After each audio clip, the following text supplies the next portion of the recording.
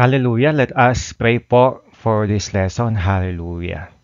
Hallelujah. Father, we glorify you. Father, we give you praise. Father, we adore you. Jesus, Jesus, we give praise to your name. Holy Spirit, we acknowledge your presence. Holy Spirit, we acknowledge your empowerment, your divine enabling. Hallelujah. We glorify you, Jesus. Karapat-dapat kang purihin, karapat-dapat kang sambahin. Ama, ibinababa po namin na aming po mga sarili. Patawad o Diyos sa lahat ng aming po mga pagkakasala, sa aming pong puso, sa aming isip, sa aming pong pananalita, sa aming po mga gawa. Ama, dinadalangin po namin na paglilinis ng aming po mga buhay sa pamamagitan ng banal na dugo ng Panginoon Jesus. Blood of the Lord Jesus, cleanse us, O Jesus, cleanse us. Father, sanctify our eyes, sanctify our hearts, sanctify our minds, sanctify our ears, sanctify our lips, sanctify our hands, and sanctify our feet, Panginoon. Hallelujah. In the name of the Lord Jesus Christ of Nazareth, we ask for the empowerment of your Holy Spirit to guide us into all truth. Father, sa aming po pagtalakay, hinihiling ko po ang confirmation ng pong banal na Espiritu sa mga tagapanood o tagapakikinig at dinadalangin ko, O Diyos, ang patuloy na pagkilos ng iyo pong presensya sa aming pong mga buhay. In the name of the Lord Jesus Christ of Nazareth, I release your glory upon all the viewers of this segment. In the name of the Lord Jesus, I rebuke all the works of the enemy. I give praise and I give glory unto your name. In Jesus' name, amen. Amen. Mapagpalang araw po sa bawat isa. Muli po ako si Brother Francis Hernandez upang maghatid sa inyo ng mga aralin at updates ulat patungkol po sa huling araw o end times. At ngayon pong araw na ito ay itutuloy po natin ang ating pong series na pagtalakay patungkol sa mga panaginip na natatanggap po namin mula sa Panginoon na sa tingin po namin ay para po sa ating panahon po na last days o end times. God reveals His will. Joel 2:28-29, Amos 3:7, at Genesis 40 verse 8. Nais ko lamang pong ipaalala sa bawat isa na ang Diyos po ay hindi po nananatiling tahimik pagdating po sa kanya pong mga ipapahayag sa uling araw. Naipahayag na po niya ang mga propesiya sa uling araw gamit po ang kanyang salita sa mga sinabi po ng mga propeta, mga apostol ng Panginoong Hesus, at patuloy din po na nagpapahayag ang Panginoon sa mga mangyayari sa end time sa pamamagitan po ng mga pangitain at panaginip. At ngayon pong araw na ito, ako naman po ang magsasabi ng mga panaginip naman po patungkol sa akin na ipinahayag po sa akin ng Panginoon. Noong po nakalipas na dalawang serye po natin, dalawang sessions patungkol po sa end times dreams, ito po ay mga panaginip na galing po, na pinadaan po ng Panginoon sa ibang mga tao. Ngayon naman po, ako naman po yung maglalahad ng akin pong mga panaginip na sa tingin ko po ay galing sa Panginoon.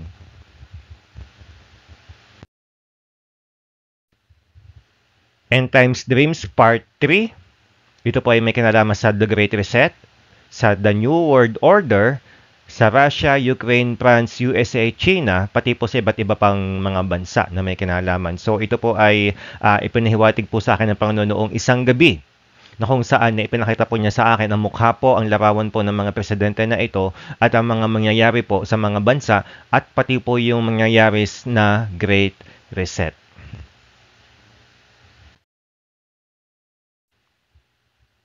March 1, 2022, yan, nasabi po dito, ito po yung background ng pangyayari. Nagkaroon po ako ng pananalangin at pag-aayuno sa nakalipas po na araw. At nung March 1, 2022, ay nung pong gabi, bale, February po, nung huling araw po ng February, bago po ako matulog, humiling ako sa Diyos ng magkaroon po ako ng mga panaginip patungkol sa hinaharap. Nilambing ko po ang Panginoon. At tulad po ng nasabi ko po sa inyo, isa po yun sa mga prophecy sa akin na mananaginip po ako at magkakaroon ng mga pangitain patungkol sa hinaharap pati po sa end times. At nasabi ko po doon sa pangalawa kong video na 60% po ng aking po mga panaginip ay pinapaniwalaan ko po na galing po sa Panginoon. Madami po sa mga panaginip ko nagkatotoo na at marami pa rin po ang hindi pa nagaganap at ang ilan po ay kasalukuyan po nangyayari sa ating pong panahon. Ngayon, nung po ako ay lumambing sa Panginoon at natulog, noong 12:03 a.m., March 1, 2022, nung po ako ay natulog, ay nasurpresa po ako sapagkat ang dami po ng panaginip na ipinagkaloob po sa akin ng Panginoon. At ito po ay 13 lahat. 13 dreams ang ipinagkaloob po sa akin ng Panginoon noong gabing ito hanggang umaga, hanggang alas 7. At ito po ay, karamihan po ng lahat ng ito ay may kinalaman po sa huling araw at sa end times. Ito po yung pangalawang beses na tad-tad po ng panaginip na nangusap po sa akin ng Panginoon. Ito pong, nakalipas po siguro 2 taon, ay naranasan ko din po ito, 14 na panaginip naman po yun, na kada 2 minuto ay binibigyan po ko ng Panginoon. So, pag po ako ay nananaginip, ang ugali ko po ay may katabi po ako talaga akong cellphone. At doon ko po nililista yung oras ng pagkagising ko na napanaginipan ko. Tapos nililista ko po yung summary, yung pinakamahalagang detalye ng panaginip sa notes app, sa Keep Notes app ng Google sa cellphone para po hindi ko siya makalimutan. Kasi po minsan mahalaga po at may kahulugan din po kahit po yung araw at yung oras po ng ating pong panaginip. So ito po ay ipinapanalangin kong patuloy. Matagal po bago ko napagdesisyon na i-share po ang mga panaginip na ito sapagkat ito po ay naniniwala ko napapanahon. Lalo tigit po ang dami na pong panaginip na babala na natatanggap po namin ng aming team mula po sa Panginoon. Kaya po ito po mga kapatid ay isineshare ko sa inyo upang matulungan po ninyo ko sa pananalangin pagdating po sa pinakatamang interpretasyon. At patuloy po ako na nanalangin ay pagkaloob po sa akin ng Panginoon sa atin ang mga tamang interpretasyon sa panaginip na ito. So, kaunting review lamang po. Joel 2:28-29, and it shall come to pass afterward that I will pour out my spirit on all flesh. Your sons and daughters shall prophesy, your old men shall dream dreams, and your young men shall see visions. Even on the male and female servants in those days, I will pour out my spirit. Yan, naalala ko po, yun po sabi ni Brother Sadu na napakapal po ng Pilipinas sapagkat lahat po ito ay applicable po sa Pilipinas. Sapagkat tayo po ay may mga male and female servants, mga OFW na nagkalat po sa buong mundo. Kaya po ang outpouring ng prophetic gift at prophetic anointing ay lapat na lapat sa bawat sektor po na lipunan ng ating pong bansang Pilipinas. Amos 3:7, for the Lord God does nothing without revealing His secret to His servants, the prophets. Ayun po, ang mga ginagawa po ng Panginoon sa buong mundo, inihahayag po muna niya sa kanyang mga propeta, pamamagitan po ng panaginip, ng pangitain, at saka ng personal na kapahayagan. Hindi ko po sinasabi na ako po ay propeta, sinasabi ko lamang po ay nangungusap po ang Diyos patungkol po sa kanya pong gagawin sa hinaharap. Genesis 40 verse 8, do not interpretations belong to God. Ito po ang nagsalita po nito ay si Joseph noong pong nagkwento po sa kanya ang 2 bilanggo ng kanal po mga panaginip at in-acknowledge po ni Joseph na ang Diyos na nagbibigay po ang Diyos ng mga panaginip. Kaya po ang interpretation po, syempre, ng mga panaginip na mula sa Diyos ay manggagaling din lamang po sa Diyos ang mga panaginip. So ito po ay i-share ko po sa inyo ang 12 sa mga panaginip ko. Yung pong isa ay hindi ko po i-share kasi po masyado pong personal yun para sa dalawa ko pong kaibigan, mag-asawa. Hindi ko po i-share ang tungkol na yun. So balit yung pong 12 panaginip ay i-share ko po sa inyo. Magkinalaman po itong lahat sa end times.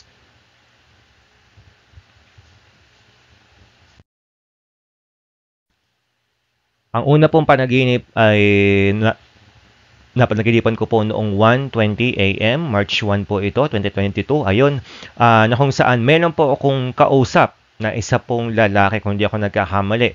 Na kung saan pinag-uusapan po namin ay ang conflict ng Russia at Ukraine ay maaari pong umabot sa bansang France o Pransya.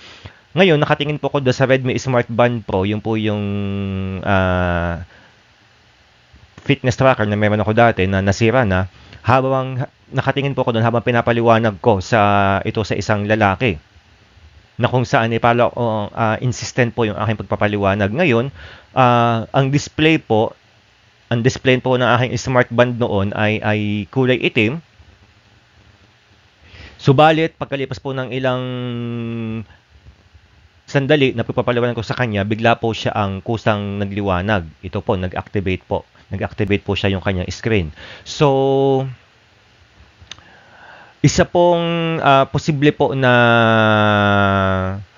kahulugan po nito, possible interpretation, ang France po at si President Macron ay magkakaroon po ng involvement do po sa giyera na nangyayari po sa pagitan po ng Russia at Ukraine. Pwedeng panghihimasok o pangingialam o pwede pong direktahan na pag-involve po Ngayon, kaya po itim yung pong display ng akin pong fitness tracker sa panaginip ko ay dahil naka-hidden. Pwede po naka-hidden yung timing kung kailan ito matutupad o kaya naka-hidden yung plano, naka-hidden po yung isang bagay na yon kung bakit po siya ay mangyayari, yung panghihimasok po ng France. Subalit, sa pagdating po na isang takdang panahon, na isang tamang panahon, bigla po itong na malalantad.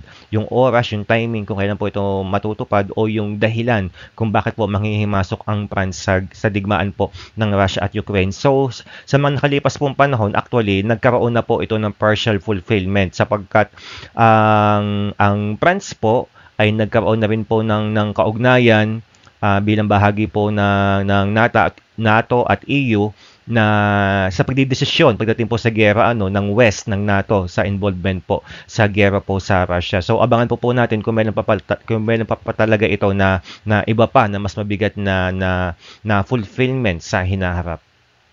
So yun po yung una kong panaginip nung gabing yun.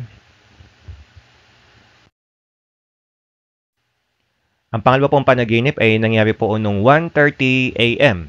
Sa panaginip ko pa na yun, si Ukrainian President Zelensky, nakatayo po siya sa isang kwarto tapos may inalis po siyang plastic o papel na nakatabon po sa isang whiteboard. Hindi ko po makita kung siya ay plastic o papel. Yung pong inalis niya, nakatabon po siya sa isang whiteboard na kung saan maliit lang po yung bilang, yung bilang po ng mga matay, death toll number.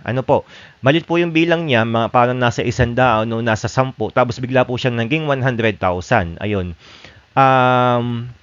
Bigla po siya naging malaki, naging 100,000. So ito po, dalawa po yung aking possible na interpretations para po sa panaginip na ito. Ngayon, kung ang cover po ng whiteboard ay plastic, ibig sabihin po kasi ng plastic ay fake o hindi po tunay ayon po doon sa Divinity Code to Understanding Dreams and Visions. Yung po yung aklat na malimit kong pinagbabasehan kung paano po mag-interpret ng visions at dreams dahil sinulat po ito ng dalawang lingkod ng Diyos na may gift po sa prophetic, lalo po sa pag-interpret po ng panaginip at ng vision. Ayon po sa kanila, pag plastic, ito po ay fake o hindi po totoo, superficial o not real. So, kapag po nag-announce si Zelensky ng biglang taas ng bilang po ng mga matay, maaaring pong ito ay hindi tunay at maaaring po ang propaganda. Yung pong bilang pwedeng hindi po yung tunay. O kaya naman, yung dahilan ng pagkamatay ng mga tao na yun, na 100,000 plus, ay maaaring hindi po yun ang tunay. Actually po, sa kasalukuyan, higit po sa 100,000 tao na ang namatay. At madami pong propaganda pareho sa magkabilang side sa Russia at sa Ukraine pagdating po sa giyera.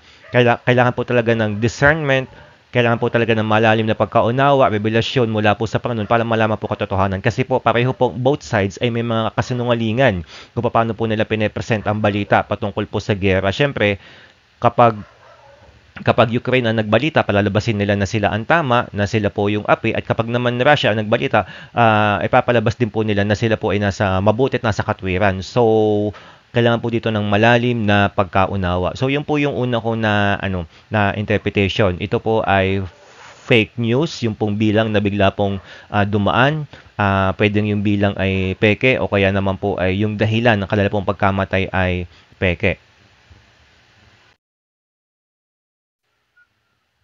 Ang pangalawa ko naman po na interpretation doon, ito po yung papel, nangangahulugan po, na ito po ay dokumentado, na kung saan may patutunayan po nito ang bilang ng mga namatay. Either way po, kung yung A o yung B na interpretation, kung yung una ko pong interpretation ng tama o yung pangalawang interpretation, anuman po ito po ay ang bilang po na ito na biglang dadami, kasi po sa panaginip ko, 10 o 100 bigla pong nag-jump, biglang sobrang dami. Hindi ko po alam kung ito ay mangyayari pa sa hinaharap. Kasi pwede pong yung 100,000 na yun ay hindi saktong 100,000 lang. Pwede sa realidad, napakadami po nun. Kasi lampas na po sa 100,000 talaga ang namatay ng mga sundalo sa magkabilang side. So, kapag po ito ay nangyari, ito po ay magkakaroon po ng turnaround sa takbo po ng gera, no, kung saan babaguhin po nito yung sitwasyon ng gera. Pwede pong ma-involve ang ibang bansa, direktahan, o kaya naman po ay magkaroon po ng iba pong outcome bigla. Ang gera, pwede magkaroon po ng negotiation sa peace, o kaya po mag-inflict po ito para po lumawak po yung gera sa iba't ibang bansa at magsimula po talaga yung kinakatakutan po ng marami, yung pong World War III.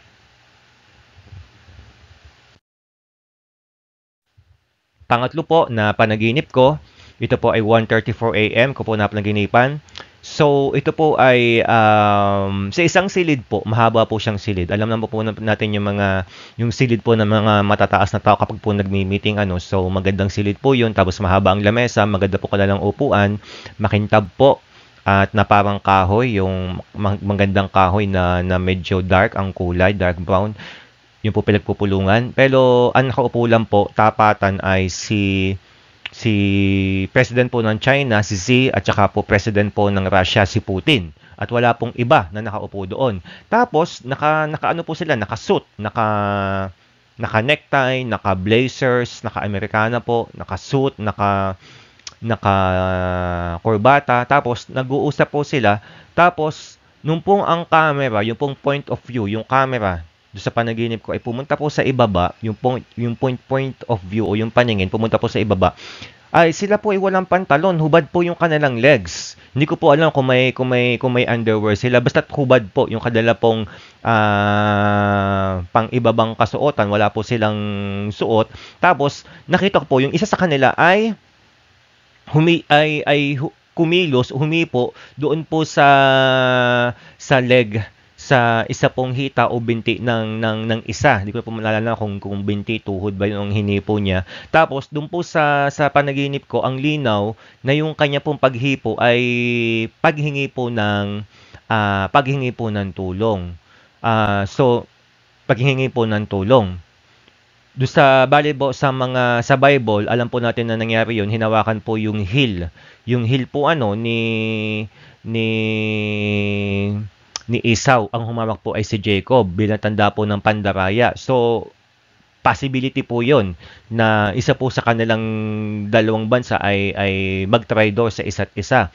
So, balo doon po sa panaginip ko, para po siya ang malinaw po na naramdaman ko noon, ipaghingi po ng tulong.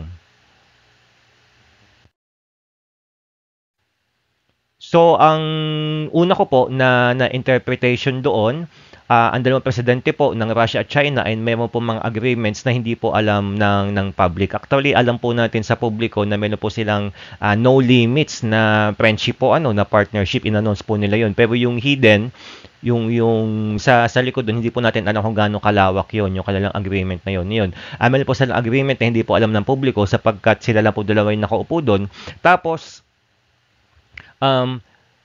naka-necktie po sila, nakasuot po sila ng kanilang pong magagandang kasuotan para po i-representative nila ang kanilang mga sarili na honorable ng mga tao na hindi po magbabow down, hindi po sila magpapasailalim sa NATO at saka po sa EU, bagkus pipiliin po nila na maging independent sovereign nations. Kaya po silang dalawa lang yun at wala po yung ibang bansa. Tapos sila po ay nakasuot para po silang honorable na mga tao na hindi po papasakop sa NATO at saka po sa EU. Pero ngayon may binubuo po sila, yung pong BRICS. Tapos, subalit, nung pong ang camera ay pumunta po sa ilalim at ni-reveal na wala po silang kasuotan, wala po silang mga pantalon, sapatos, ibig sabihin, meron po silang itinatago. Itinatago po na pandaraya o masamang gawi o masamang plano na tanging sila lamang pong dalawa ang nakakaalam. Ngayon, yung pong pag-reach out nung isang lalaki, hindi ko po maalala hindi ko po ma-distinguish kung sino sa kanila yung mag-reach out, kung si Putin ba o si Xi, nag-reach out po doon sa legs ng isang lalaki ay isa pong senyales ng paghingi po ng tulong. Kaya po Pwede pong sa present, actually nasulat ko po ito, nagsisimula pa lang po ang gera, no? Wala pa pong isang buwan yung gera nung pong ito ay isunulat ko. Ilang araw pa lang po, kasi February 24 po nagsimula yung gera, tapos March 1 ko po ito napanaginipan, yung pong interpretation, pinag-pray ko pa din po nung panahon yun, at maring ngayon, hindi ko pa rin po nakukuha yung pinakatamang interpretation. Kaya tulungan po ninyo kong ipanalangin. So, pwede po ang kahulugan nito, hindi natin alam yung kanila pong pagtutulungan sa likod po ng gera. Alam ko lang po, ang China po ay very discreet sa pagtulong sa Russia. Nagbebenta po sila ng mga helmet na gagamitan po ng sundalo, pero hindi po talaga mismo mga armas. Hindi po natin alam. Lahat naman po ng mga bagay pwede pong itago. So, pwede po na ang kahulugan po nito ay meron po silang pagtutulungan na kung saan hindi po alam ng marami, subalit nakakagulat kapag po matutuklasan natin sa hinaharap.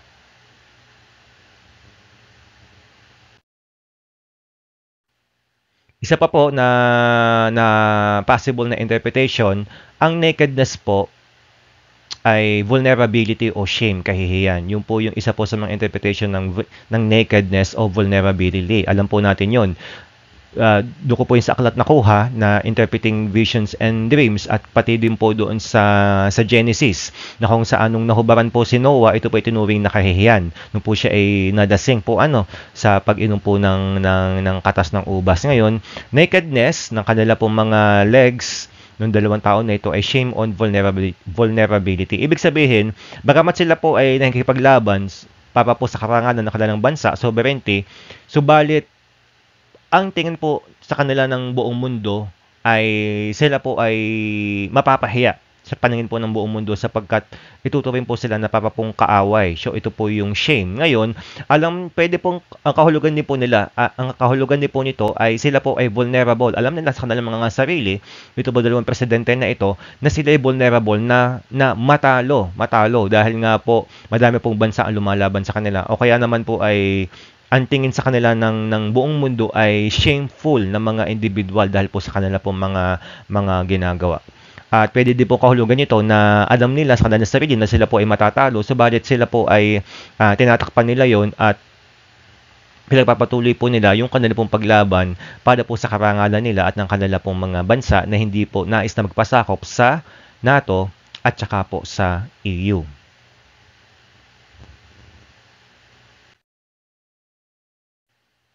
Pang-apat po na panaginip ko, 1:37 AM po ito. Nagkaroon po ng mga imahe po. Doon sa panaginip ko, nakakita po ko ng flash images of ng isang puting rocket o missile. Tapos, isa pong malinaw na salita ang lumabas po sa aking panaginip na kaisipan na sabi po doon ni Father of Sputnik o Father Sputnik. Ano po Sputnik? Ngayon, interpretation po, sinearch ko po ito, Sputnik po, isa po ito sa mga popular na rocket ng Russia at ng Soviet Union para po sa space travel. Father Sputnik or Father of Sputnik may reveal the fact that Russia will use the threat of using rockets or missiles to put the war on their favor. Pwede po nilang gamitin yung pong pananakot pagdating po sa nuclear, o actual po nilang gamitin ito para po yung ano po ng digmaan ay mapapunta po sa kanilang pabor, na sila po ay manalo. Ngayon, nag-search po ko sa Wikipedia at ang Sputnik po pala ay una po nilang ipinadadala sa kalawakan, October 4, 1957 by the Soviet Union.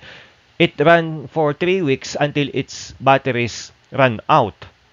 Bago po nubos yung battery nito ay nakatatlong linggo po ito na umiikot sa mundo. Ngayon, pwede po bang ang kahulugan po ng 3 weeks nito ay 3 taon, na 3 taon po may kipaglaban, magkakaroon po ng labanan ang Russia at Ukraine hanggang sa ma-exhaust o maubos po ang resources ng Russia o ng magkabilang panig. Ayun. So, hindi ko po alam. Basta ang malinaw lamang po sa panaginip ko, nakita ko po yung flashes ng white rocket o ng missile at naano ko po yung malinaw na malinaw, Father of Sputnik. Ayun, Father of Sputnik o Father Sputnik.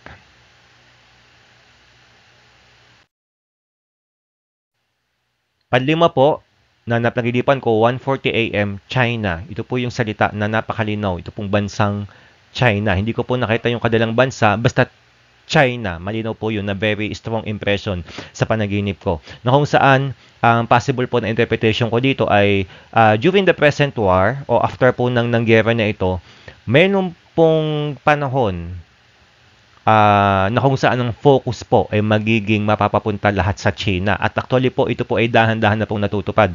Bagamat naggigera po ang Russia at Ukraine, alam po natin sa ngayon, ang spotlight po ay napapapunta sa China dahil po sa ginagawa nila sa Middle East at saka po sa South China Sea, sa kanila pong naglabas nga po sila ng bagong standard map na 10-dash line na kung saan sinasakop po nila yung teritoryo po ng Vietnam, Indonesia, at Philippines pagdating po sa karagatan at tumututol po yung ating pong mga bansa na nabanggit So, actually, nagkakaroon na po ito ng katuparan na kung saan ang focus po ngayon ng buong mundo ay unti-unti napapapunta po sa China at ang US po, ang West ay gumagawa po ng hakbang para po i-contain ang China o ito po ay mahadlangan sa kanya pong lubusan na pag-unlad at pagdo-dominate sa buong mundo, sa world scene, sa economy at saka po sa military.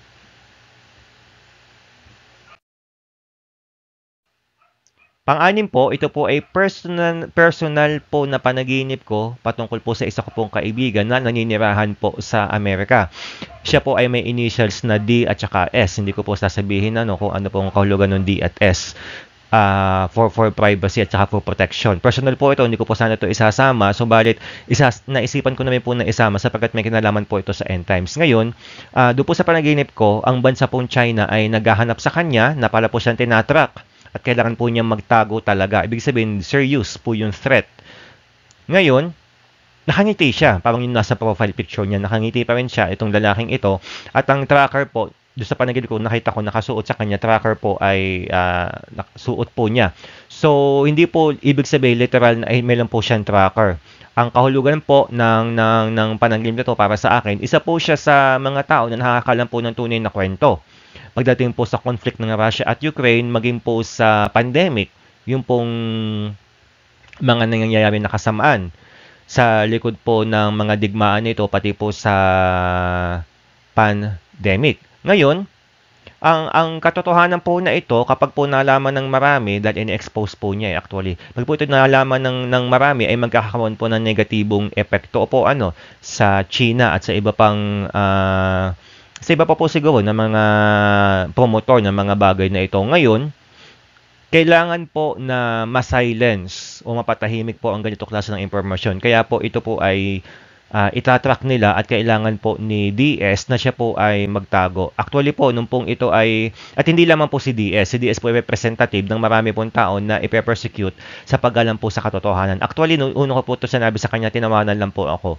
May isang taon na po na nasabi ko po sa kanya, may isang taon, tinawanan lang po niya ako, bakit ako itatrack, bakit ako hahantingin. Pero napatunayan ko po, pagkalipas po ng 15 months, 15 buwan, pinatunayan po niya na talaga po nagkatotoo ang panaginip ko. 19 times daw po siya ang pinagtangkaang patayin. At kahit po yung kanyang kapamilya at iba't ibang tao po sa kanya pong paligid ay nagbago po ng pag-iisip, behavior. At kahit po ang kanyang ama ay nagbago po ng behavior na kung saan kinakausap siya minsan, nanlilisik ang mga mata at inamin po mismo ng kanyang ama na kahit po ang kanyang pong tatay ay pinagtangkaan po siyang lasunin. So, bali extreme. Kapag po pinapahinggan ko yung kanyang patoto, yung kanyang pong kwento na 19 times siyang pinagbalak na lasunin, patayin, talaga po suka po siya ng suka, ilang beses po siyang labas-pasok sa ospital, saka po sa hotel, para po sa kanya pong kalusugan, suka po siya ng suka, hindi po siya makahinga, talaga pong pinagbabalakan siya patayin, na kapag siya nagre-report, humingi ng tulong sa staff ng hotel, siya po ay tinatawanan lang, tapos po yung kanyang tatay, sa halip na tumulong sa kanya, hindi po siya tinutulungan, at siya po ay inuusig pa at ine-expose, para po siya ay lubusang na mapatay. Talaga pong pag binabasa ko yung mga messages sa akin, parang imposible. Pero matagal ko na po sinasabi sa inyong mga kapatid na sa huling araw, magkakaroon po ng mind control. Hindi lamang po ito talamakan na ipapatupad sa buong mundo agad-agad. Ito po ay para hindi po sila masuppress o para hindi sila mapigilan sa kanilang mga plano. Unti-unti po, yung pong mind control ay ay dahan-dahan po nilang ginagawa sa iilang tao. So, isa po yung kaibigan ko na nasa US, si DS, na nakaranas po ng pag-uusig laban mula po sa mga tao na nasa ilalim po ng mind control. Para pong extreme, yun po ang aking sinasabi. Sabat ito po ay totoo. At kilala ko po itong kaibigan na ito na hindi po ito magsisinungaling. So, ganun po. We are living in very difficult times. At ito pong panaginip na ito na nung napanaginipan ko, alam kong galing sa Diyos, pero hindi ko alam kung paano matutupad. Pero natupad nga. At kahit nga po itong panaginip ko, yung kaibigan ko na ito, na si DS, tinawanan po niya ako nung una ko sinabi sa kanya to. Subalit, after 15 months, natupad po. At siya po mismo nagpapatotoo. Sabi nga po niya ay, "Propeta ka, Brother Francis." Hindi po ako prophet. Sabi ko sa kanya, hindi ako prophet. Dahil sabi niya, ang panaginip po ay propete. Kasi nagkatotoo sa buhay ko. Sabi niya nung una, hindi ko to pinapaniwalaan. Pero ngayon, totoo. Nagkatotoo siya. Yun po ang sabi niya sa akin. So, pareho po kami nagulat kasi nagkatotoo po ito panaginip na to. At alam ko, ito pong series ng lahat. Ito pong series na ito. Ito pong 12 panaginip. Actually, 13 po. Hindi ko na po sasabihin yung isa. Dito pong 13 panaginip na ito, naniniwala po ako, buong paniniwala ko nito galing sa Diyos. Sa interpretation lang po talaga. Yun po ang mahirap. Kaya po, ito po mga interpretation ko na ito na ibinibigay po sa inyo, hindi po ko 100% sure na tama po yung mga interpretation ko. Kaya tulungan po ninyo ko na manalangin. Manalangin para po ang mga interpretation na to ay luminaw pa sapagkat may kinalaman po ito sa mga mangyayari sa hinaharap.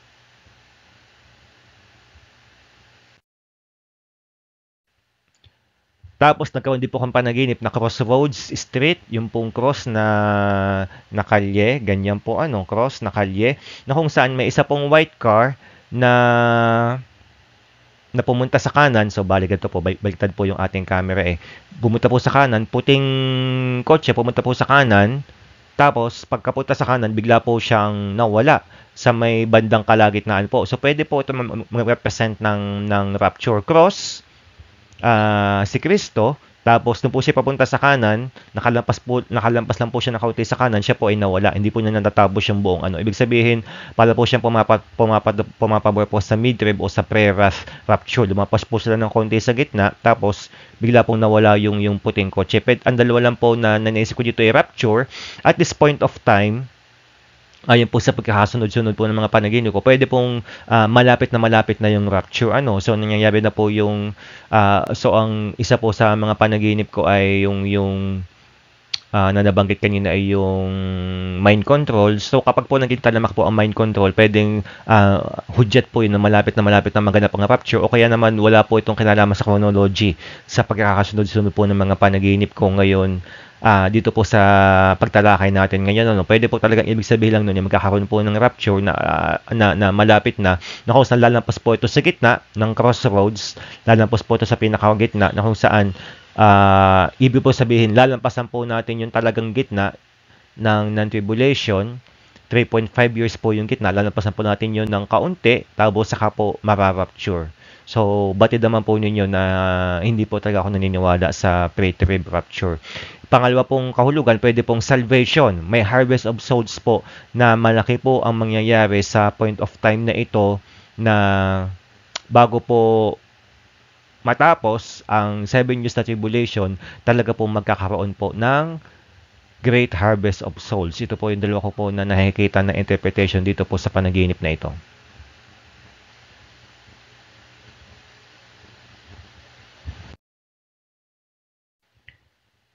Pang-siyam po na 2:06 a.m., Legacy of China, throne or strengthened. So kanina po China po yung pong akin pong panaginip na ang focus po ng buong mundo mapapunta sa China. At ito po yung unti-unti na nangyayari. Ngayon, Legacy of China, throne or strengthened. Ngayon, may isa pong interpretation po, may definite time po na kung saan malaki po ang gagawin po ng China o mangyayari sa China, na kung saan ang buong mundo po ay magkakaroon po ng palaisipan. Kung ang China ay magiging greater power in the world scene, alam naman po natin ng mga super nations po ito, kabilang po ang China. O kaya naman, ang mangyayaring ito sa China ay magdudulot sa kanya pong pagkasira o pagkatapon. So, hindi ko po alam, pero ang strong emphasis po dito sa panaginip ko na ito ay legacy of China. Either na lumakas, tumatag, tumibay, o kaya naman po ay lubusan pong mawasak.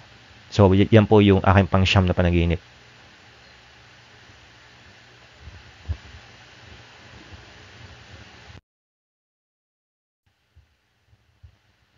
So, bali pansampu po na panaginip ko. May isa pong lalaki na nakatayo. Tumayo po mula po sa pagkakaupo. Para pong sa park.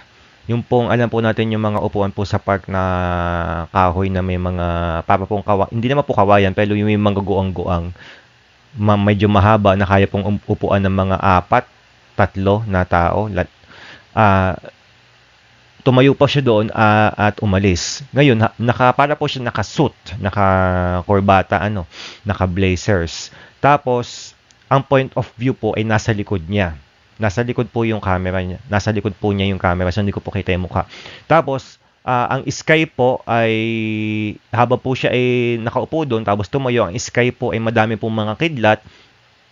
Madami pong mga kidlat, kulog, tapos, sabi po nung lalaking yun, ay it is finished. Ayun, it is finished. Sabay tayo at alis. It is finished. Ngayon, ang isa po sa possible na interpretation dito, hindi po ito yung it is finished ni Jesus Christ na sinabi po niya dahil ito po ay nangyari na 2,000 years ago at the cross. Ang strong na interpretation ko po para dito ay ito po yung may kinalaman sa plano ng mga globalist na kung saan kaya po nagbabago yung kulay ng sky at saka madami pong mga kidlat. Ibig sabihin ay ito po ay nag-i-span ng maraming panahon, maraming taon, daan-daan taon at hinintay po ito ng mga elites na mangyari yung pong katuparan ng kanilang mga plano. Ilang daan taon po sila naghintay para sa katuparan nito. At ngayon, sila po ay nakaupo lamang, pinagmamasdan lang po nila yung mga pangyayari. Ibig sabihin, hidden po sila sa world scene. Kung makikita po natin sina Bill Gates na ganito, ganyan, hindi po sila talaga yung mga tao na nalubusan ng plano. Isa lamang po sila sa mga puppets. Ang talaga pong nagdidisenyo ng mga bagay na ito nangyayari po sa buong mundo na patungo po sa Great Reset at saka sa New World Order. Hindi po natin talaga sila lubusan na nakilala. Ayoko na po magbanggit ng mga apelido. Subalit kilala po ninyo sila. Rothschild. Kabilang po sila doon. Na kung saan nanonood lang po sila. Yung pong kamay nila, hindi talaga gumagawa ng direkta, kundi yung pong kadala pong salapi at pera, nagbabayad lang po sila ng ilang mga tao, mga kapangyarihan tao, mga politicians, mga presidente ng mga bansa, upang sila po yung magpatupad ng kanila pong mga plano ng mga globalist. Yun. Kaya, ito po ay patungkol po sa Great Reset at saka po sa New World Order, ito pong panaginip na ito. Na kung saan nakamasid po sila yung mga globalist at hinintay po nila ng mahabang panahon ng katuparan po ng mga bagay na nararanasan po natin ngayon. At actually, nailalatag na po nila yung foundation para po sa New World Order. Naglalatag na po sila ng foundation para po maitatag ang New World Order at malapit na po itong mangyari.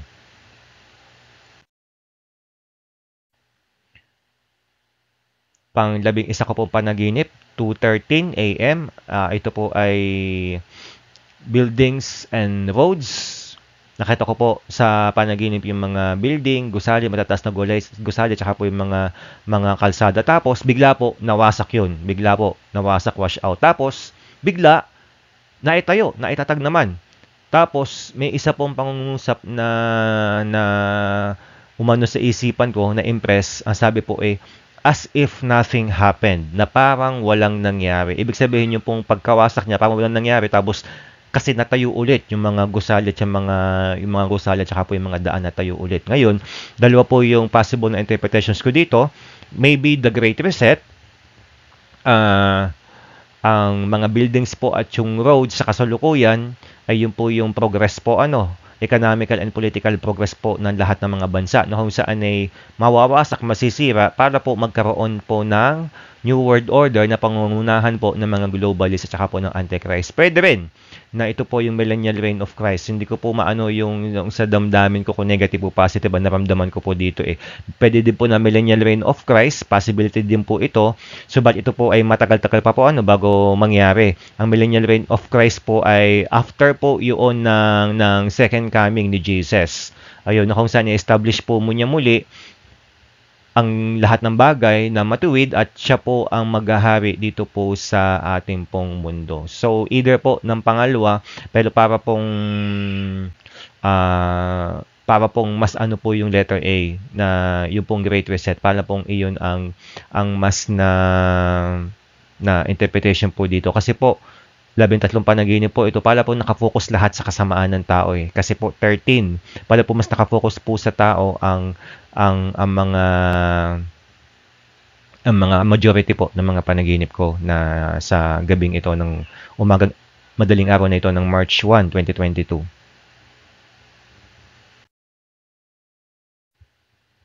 Pangalawa po na panlabindalawa, 5:12 AM, formal gathering po sa panaginip ko at ako po ay nagbibigay ng patotoo patungkol po sa kabutihan ng Diyos na nangyari po noong Thursday and Friday na kung saan naging lecture po ito patungkol po sa mga panaginip at sa fulfillment. So, possible interpretation, ito po ay personal po, pero sasabihin ko pa rin, may mabuting mangyayari sa akin pong spiritual life na magbibigay po ng fulfillment at happiness personally sa akin po. At mari po ang panaginip na ito, nito pong 5:12 AM, pinatutungkulan po nito na talaga pong ang mga panaginip ko na na-receive ngayong noong buong gabing ito ng March 1, 2022 hanggang umaga ay talaga pong galing sa Diyos at talaga pong matutupad. Isa pa pong interpretation ay magkakaroon po ako ng opportunity na ipahayag po ang end times at saka po yung katuparan ng mga ito. Actually, nagkaroon din po nagkaroon naman po ito ng partial fulfillment sapagkat may ibang churches na rin po na nasharean ko about end times. Ayun po. Na nagdulot po sa ng kalakasan sa mga katutubo, sa mga kabundukan, maging po sa mga patag. Purihin po ang Panginoon. 13 po panaginip, 7:30 AM, different colors po, different colors, iba't ibang kulay. So, hindi po ito yung colors ng LGBTQ plus community o yung Pride Month. Hindi po. Dahil positive po yung naramdaman ko dito. So, para po sa akin, different colors, ito po yung ministry, sharing of the gospel. Ito po yung panawagan po ng Panginoon na kung saan, sa panahon po na ito, dapat po tayo magkaroon ng sigla sa pagbabahagi po ng mabuting balita. At actually, ito po ay natutupad na po. Ito panaginip ko na ito sapagkat nagkakaroon po tayo ng bagong sigla, bagong kalakasan, bagong lakas ng loob, bagong sigla upang ipahayag po ang mabuting balita. So, nabalik po yung street preaching na natigil po sa amin. Wala po kaming gamit na speaker ngayon, kundi megaphone lamang po at saka lapel. At nagkaroon po tayo ng mga evangelism sa campuses. At ngayon po ay mayroon na po kaming values education sa mga campuses dito po sa province po ng Oriental Mindoro. So, natutupad po ito. Tapos ito pong sharing ng gospel, matinding pagbangon na sharing ng gospel. Tapos nagkaroon namin po tayo ng hospital ministry na kung saan sa hospital talaga po pumapasok tayo doon para po mangaral at manalangin po sa mga may sakit. So, nabuhay po ang evangelism ministry na kung saan dati po kami nag-involve dito pero hindi po kasing apoy o kasing sigasig ng nararanasan po namin ngayon na kahit po wala sa plano. Sige, punta tayo sa plaza. Sige, punta tayo sa City College of Calapan. Sige, punta tayo sa palengke. Mangaral tayo doon. Gamit tayo ng megaphone. Minsan po naka-live, minsan po ay hindi. So mga kapatid, ito po yung panahon na kailangan po nating ipangaral ang salita ng Diyos. Ito po yung panahon na nais ko pong himukin na bawat isa. Hilingin po ninyo sa Panginoon ang tapang. Hilingin po ninyo sa Panginoon ang karunungan, lakas na loob, higit sa lahat yung pag-ibig sa inyong puso para sa mga kaluluwa. Pag-ibig sa Panginoon at pag-ibig sa mga kaluluwa. Iyon po ang magiging inspirasyon ninyo at motibasyon upang ibahagi po ninyo ang mabuting balita sa lahat po ng tao. Mga kapatid, mananampalataya sila, kapag napakinggan nila ang salita ng Diyos. Hindi lahat ng ating mababahaginan ay mananampalataya. Subalit mayroon pong tupa ang Panginoon sa bawat lugar, sa bawat probinsya, sa bawat bayan, sa mga palengke, sa bawat paaralan na ating pong pinupuntahan. Mayroon pong mga tupa ang Panginoon sa kanila na hindi pa lang napapahinggan ang salita ng Diyos. Ibig ko sabihin po sa mga tupa ay yung mga nakatakda po talaga na hipuin ng Panginoon, mga ready for harvest. Inihanda na po ng Panginoon ang kadala po mga puso. Ang kailangan lamang po ay ang mga tao na maghahayag ng mabuting balita sa kanila. Sapagkat maliban po na may maghayag ng mabuting balita sa kanila, hindi po sila mananampalataya at hindi po sila maniniwala. Kaya mga kapatid, nais ko pong na ibahagi sa inyo ang Panginoong Hesus. Kung kayo po na nanonood nito ay hindi pa po kilala ang Panginoong Hesus, mga kapatid, nais ko na sabihin, mahal na mahal ka ng Panginoon Diyos. Ibinigay niya ang kanyang bugtong na anak na si Jesus upang ikaw ay magkaroon ka ng kaligtasan, upang maiahon ka mula sa kadiliman patungo sa kaliwanagan, upang magkaroon ka ng buhay na walang hanggan. Ang kailangan mo lang gawin, kaibigan, magpakumbaba sa harapan ng Diyos, lumapit sa Kanya na buong puso, pagsisihan mo ang lahat ng iyong mga pagkakasala at lahat ng hindi pagpapatawad mo sa iyong puso, let go mo, patawarin mo sila. Humingi ka ng tawad sa Panginoon, ng paos puso, lahat ng mga pagkakasala na pinapaalala sa iyo ngayon ng banal na Espiritu ay hingi mo ng tawad sa Diyos at manampalataya ka sa Kanya bilang Kristo, bilang si Jesus. Paniwalaan mo si Jesus bilang Diyos na nagkatawang tao, na namatay sa krus at muling nabuhay para sa kaligtasan ng iyong kaluluwa. Paggariin mo siya at tanggapin sa iyong buhay bilang Panginoon at tagapagligtas. Si Jesus lamang ang makapagliligtas sa iyong kaluluwa. Kaibigan, hindi relihiyon, hindi mabubuting gawa, kundi si Jesus lamang. Sapagkat kayo na lamang ang pag-ibig ng Diyos sa sanlibutan, kaya ibinigay niya ang kanyang bugtong na anak na si Jesus upang sino man sumampalataya sa Kanya ay hindi mapahamak, kundi magkaroon ng buhay na walang hanggan. Romans 6:23, sapagkat kamatayan ang kabayaran ng kasalanan, subalit ang libreng kaloob ng Diyos ay buhay na walang hanggan sa pamamagitan ni Jesus. Kaya kapatid, ang nais ng Panginoon ay maligtas ka.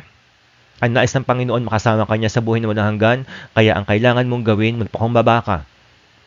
Humingi ka ng tawad sa lahat ng iyong pagkakasala. Manampalataya ka kay Jesus bilang Panginoon at tagapagligtas. Hilingin mo sa Diyos na bigyan ka niya ng kahabagan, na ikaw ay bigyan niya ng pananampalataya upang ikaw ay magkaroon ng kaligtasan. Upang siya ay makapiling mo sa buhay na walang hanggan sa langit. Sige po, nais ko pong ipanalangin.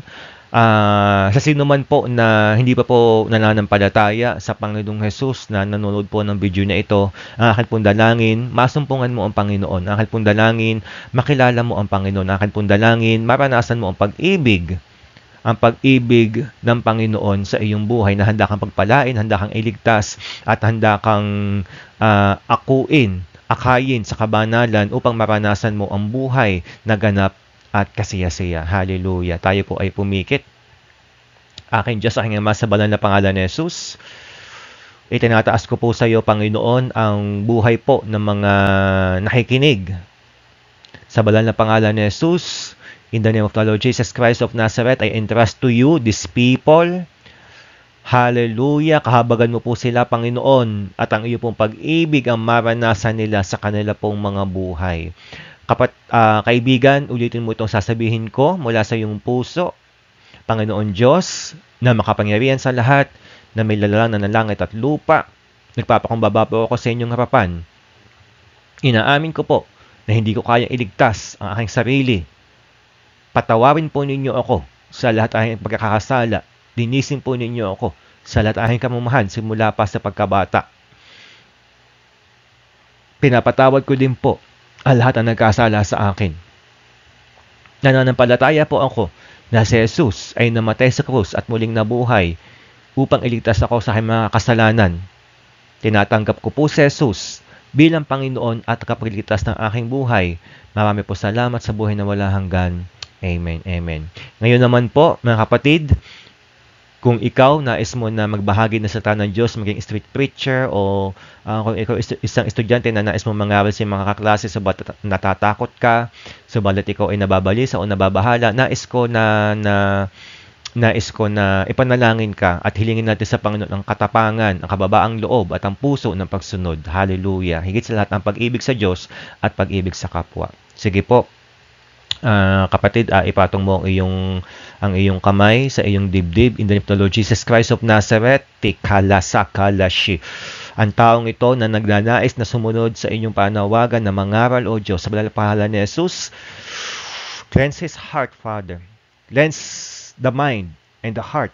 Sanctify the soul in the name of the Lord Jesus. Sakalashi. In the name of the Lord Jesus Christ of Nazareth, every impurities, every sin dwelling in the life of these people, in the name of the Lord Jesus, spirit of lust, spirit of witchcraft, sorcery, idolatry, spirit of fear, spirit of double-mindedness, in the name of the Lord Jesus Christ of Nazareth, I cast you out in Jesus' name. Get out and live in the name of the Lord Jesus. Get out in Jesus' name. Hallelujah.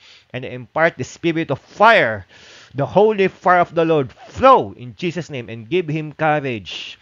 Give this person courage. Bigyan sila, Panginoon, ng katapangan, ng kasigasigan, ng karunungan sa pangaral ng salita. At idinadanahin ko, Panginoon, O Diyos, bigyan sila ng katapangan, ng mga bukas na pintuan upang mangaral ng iyong salita. Maging po sa resources, mga gospel tracts, megaphone, lapel, para po magamit nila sa kanila pong pangangaral. Pinupuri kita, O Diyos, pinapasalamatan kita. I seal this prayer with the blood of the Lord Jesus. In the mighty name of the Lord Jesus, by the power of your Holy Ghost. Holy Spirit, I ask you, nagabayan po ang mga taong ito na nagkukumit ngayon upang mangaral ng inyong salita. Marami po salamat, Panginoon, sa banal na pangalan ni Jesus. Amen. Again po, marami po salamat. Pagpalain po kayo ng Panginoon at lagi lamang po ninyong ipanalangin at hilingin sa Panginoon ang kalinisan ng puso at kahandaan sa pagbabahagi ng mabuting balita. Mahal po kayo ng Diyos at ang pag-ibig ng Diyos ang sumaiyo, kapayapaan, kasiyahan at katwiran ng Panginoon. Sa pangalan ni Jesus, I seal this prayer in your life in Jesus' name. All glory to Jesus, all glory to God, all kingdom and dominion to God alone. In Jesus' name, Amen. Amen.